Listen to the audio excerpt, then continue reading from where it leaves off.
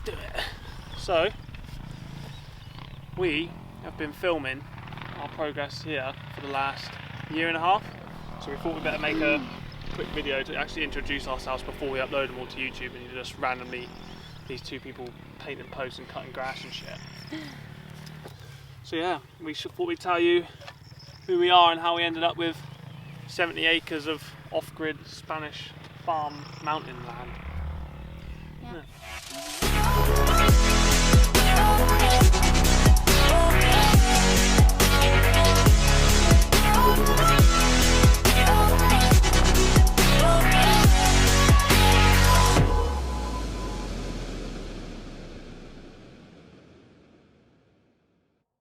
Just, like Ryan said, a little backstory into what we did before and how we come to owning this. Yeah, we together for 15 years since school, and then grew up in the same town in Warminster in England, and then went off on our travels as we were getting older, wasn't it? Yeah, well, Ryan went into yachting way before me, and then I moved to London because I was like, I want to do something cool too. Then I moved to London whilst Ryan was away. Yeah, we got. How long ago was that? 2011. 2011, I went away and got a job on a yacht. Yeah, and I was 23 when I moved to London, which I had never really done anything before that. So I had to move within a week, which was nuts. Yeah, you moved to London. I ended up on a yacht for 2 years while she was in London, and then Shao came and got a job on a yacht as well. Yeah. After I saw that Ryan had like such a sick tan, he was travelling to so many places, and even though I didn't want to join on board because I didn't want to be cleaning toilets the whole time, I was like, I wanted to be a personal shopper in London, so I was like, the only reason I wanted to join there was obviously the benefits of travel and stuff, but also so I could become a personal shopper on yachts, which was my whole vision and goal for why I joined the yachting industry. So that's how I got into it. Yeah, and you managed to do that on your second boat. Yeah, I was a personal shopper on my second boat, which was really cool. But then I kind of like... got over that? Yeah, just like, when things happen and you just kind of move on to something else, which is more, in line with like who you are as a person and stuff. So, what did I do after? Well, no, then our goal was to get on a boat together, so then that's what we did. We both left our boats that we were working on at the same time. Got on a boat together for 2.5 years, working on the same yacht, doing all the fun stuff, and then we were looking for our exit plan, really. And yeah, but it was so fun on that boat, wasn't it? Because that's where we met like all of our best friends. Like we've got so many. No, we loved it on there. Yeah, we've built so many amazing relationships from yachting, haven't we? Like all our best friends work on yachts. Yeah. And we still see like a lot of them in the new year as well, which is really nice. Yeah. And like lots of them have got kids now, haven't they? Yeah, they're all starting to have kids. Yeah, which is crazy. But yeah, we're looking for our exit plan, and then Shao came up with hers first before I came up with mine. I was just focused on getting my officer's ticket because I knew if we were leaving yachting, and I still needed to come back, I'd need to get my ticket. So I had to do an exam to become an officer. And then Shao decided she was going to start a clothing company. So she spent all of her time on charter drawing dresses and clothes. Learning how to design and learning the business side of it, and like how to build a website and how to, basically start a business from scratch. But everything, like I hadn't done any, I'd never got any degree, hadn't ever done fashion before, I just had an interest in it.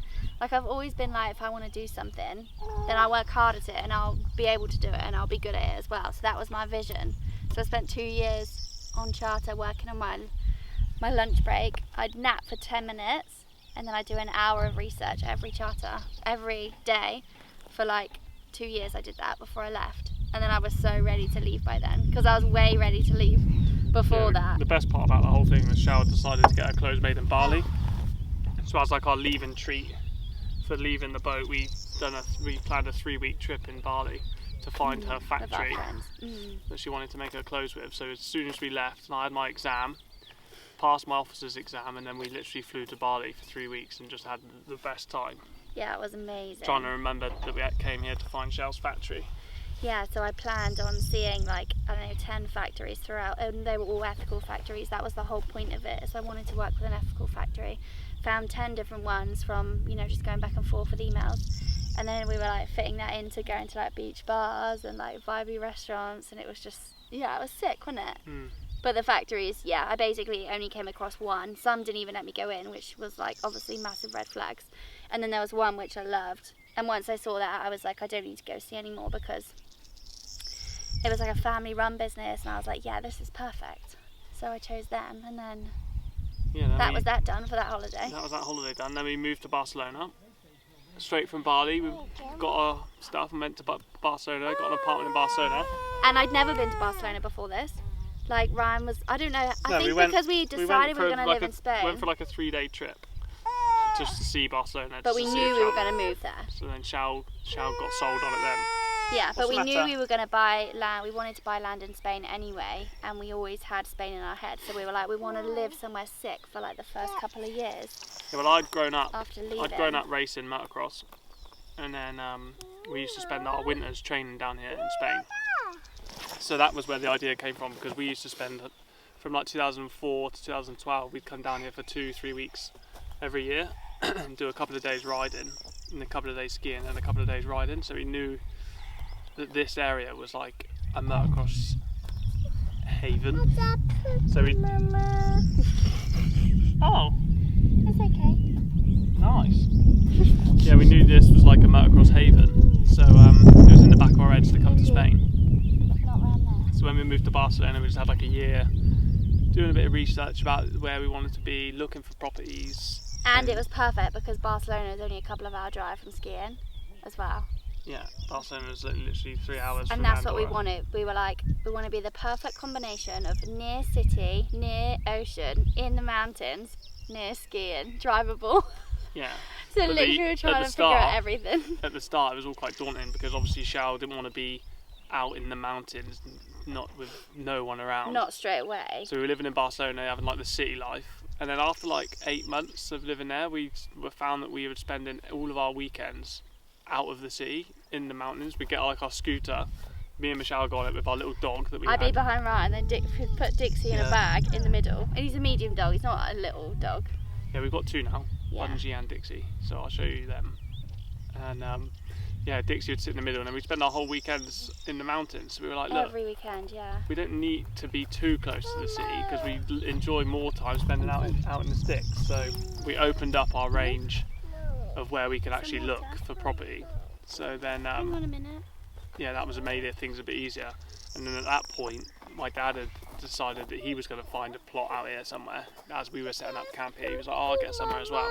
Yeah, so that kind of opened up the area to us. Yeah, because we probably never would have looked here, would we? No, he went and we probably would have been the other side of Barcelona. Yeah, and he had found a English-speaking estate agent that found his property. So once he found him, he told him what we were looking for: somewhere to build a motocross track, somewhere with a house to live in, and somewhere where we could build 2 new buildings for the facility. So that made things a lot easier, because trying to get that across in emails and on the phone to Spanish persons speaking estate agents was quite hard. So once he was on the case for us, we actually found quite a few different properties that we could look at. So yeah, that started the ball rolling, and then we ended up in this area because he's from this area, the estate agent. So we were down here a lot, looking at different properties, really getting to know the area. Like, it's right next to the River Ebro, and there's all rocky mountains around, which is lovely to look at. So we knew that this would be a good area. Yeah, and we drive around in the Mini like everywhere, didn't we? Yeah, just going exploring. Put the roof down on the Mini, and then go off exploring and see what we could find. Yeah. And then, yeah, we went through. Oh, bee. Yeah, we went through the whole process of putting the permission project together. So we found a local architect, and he put together the whole proposal of everything we wanted, and then we'd just go through every time we found a property, hand that in, and see if they accept it or not. The first one would have been mega.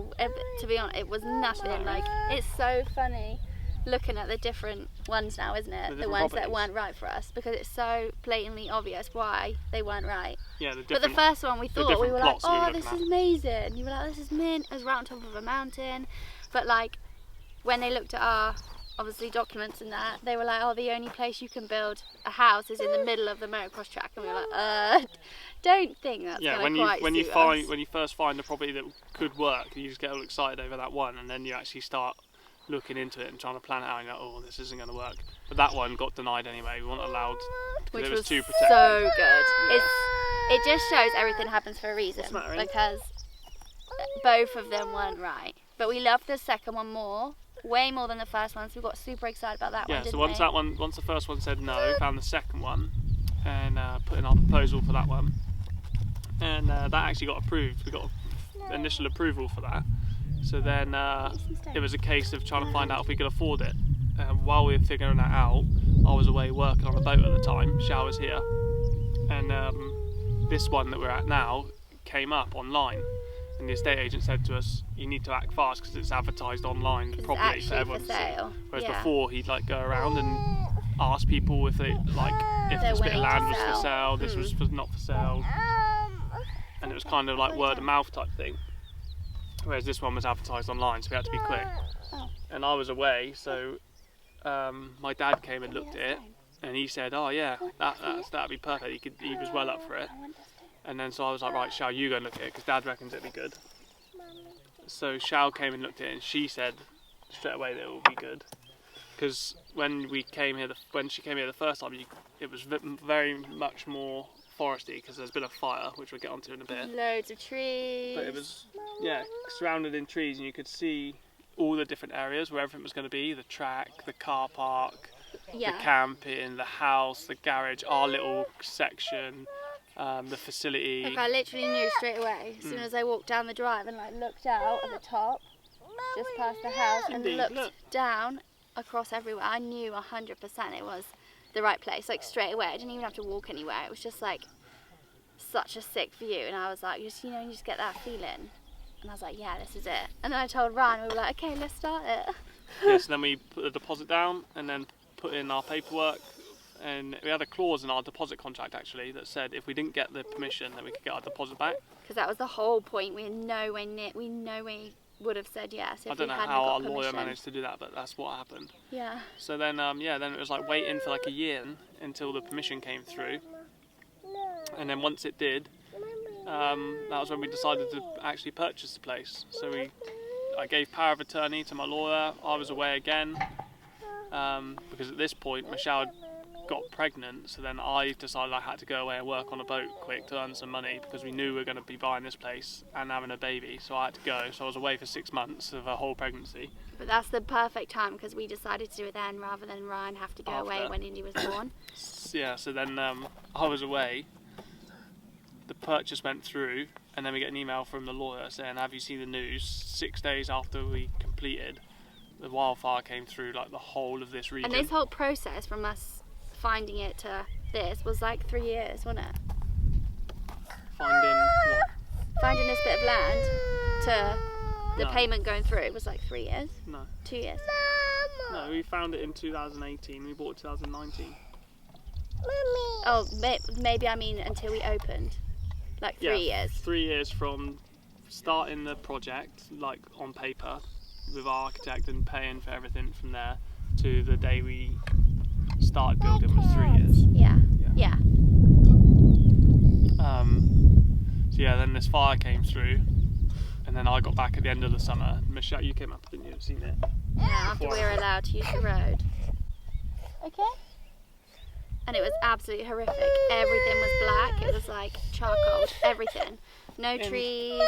Everything was black, charcoal. Everything. All the trees had gone pretty much. It was literally like a horror movie. Yeah, it was gutting really, because there was a lot of pine forests that we loved just walking through. Like you'll start to see in the videos, but there was like a bit where I wanted the track to go all through the woods, and that was all gone. It was so funny us walking through there before, because we had no clue where anything was. You get disorientated, you get lost. It would have been actually really hard to build the track through there though. It would have taken us a lot longer. It would have been harder, yeah. Yeah. So in a way, like when something like that happens, you do have to think about any positives within a situation, and that was that we could try and build the track a little bit quicker and with more ease. Yeah, it was a lot easier to build the track. Because the middle bit as well, which was covered in like bushes and stuff, and just especially the mountains, that was like crazy, wasn't it? Yeah. So yeah, it just kind of, and then we could see everything. We were like, oh, actually, I didn't realise how big the mountainside was. Yeah, no, it's a lot easier tell. to see stuff, but it was still going to us. But yeah, and now I've completely forgotten what it was like before. But now it looks amazing because it's growing super fast. Yeah. So hopefully, so we don't. Really yeah, that's pretty much how we got to in quick, because otherwise we have a 45-minute video of us just talking. Really, we should have been filming right from the start so that you could see everything, but we didn't know we were going to do a YouTube channel then, did we? Yeah, and we didn't really know, and we didn't really know anything. You'll see when because after these couple of videos, it just jumps into us randomly having like a track half built and just start doing little projects on the land. So that's why we thought we'd just come back quick and just try and give a little bit of an insight of how we got to where the videos start, and then hopefully the videos will improve from now because we're doing more of it. Back then it was just kind of us testing out, seeing if we liked it, and more for us. It's nice for us to watch back the videos and see like how far we've come, because when you're here you get so caught up in a job that takes you a week to do and it doesn't, like stuff, you don't get far. Yeah, and like stuff breaking and you like feel like you're taking loads of steps back, where actually we're actually making massive steps forward. Yeah, and then you look through the videos and you're like, oh wow, remember how that used to be and things. So yeah, hopefully it's good for us, and hopefully some people like watching it. It's easy watching. It's not like we're trying to be entertaining or anything. It's just us doing our bits around the land. It's like the behind the scenes, yeah. So from what you see on like other YouTube, other videos that people make on YouTube and our Instagram and stuff, I think it's nice to see how much hard work and time and effort and love that actually goes into making something like this, isn't it? So I think what we'll do is I'll give a little tour. I'll get like we'll go around the bits of land and I'll put the drone up and show each part of what we're doing. Yeah. And then and then you just kind of hop in to where we started filming, which was like a year and a half ago, and just doing random videos all the way up through, and then we'll try and be a bit more consistent from now, really. Yeah. I think that's the plan. Yeah. I'm just going to do it as like a tour. Okay, yeah. What, like a drone one? A bit of both. Speak over it? Yeah. Alright. Yeah, so look out for that one.